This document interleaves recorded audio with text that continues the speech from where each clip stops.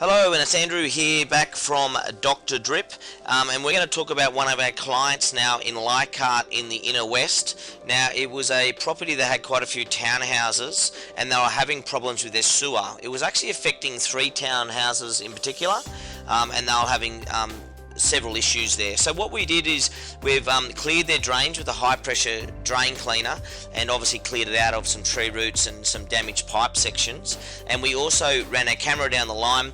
We traced all the pipe work. We found out where everything was running. It was running into this boundary trap that we can see here in the picture. It was all in the old earthenware pipe, and we realised that this pipe work needed to be replaced.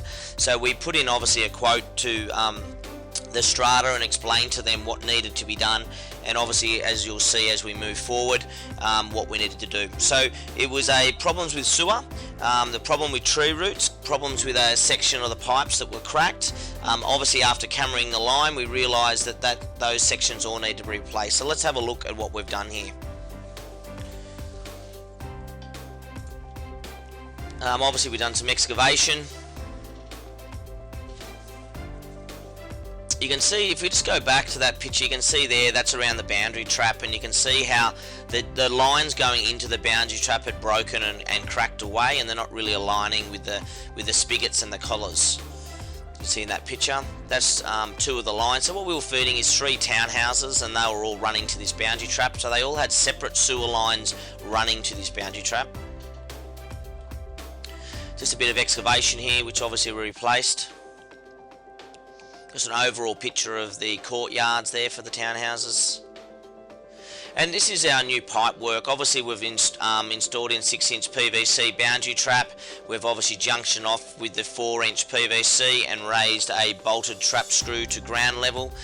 Filled the line in with blue metal, and obviously made sure that the pipe was all bedded in strong in regards to that. But just replaced that old earthenware pipe that had been causing them problems for quite a long time.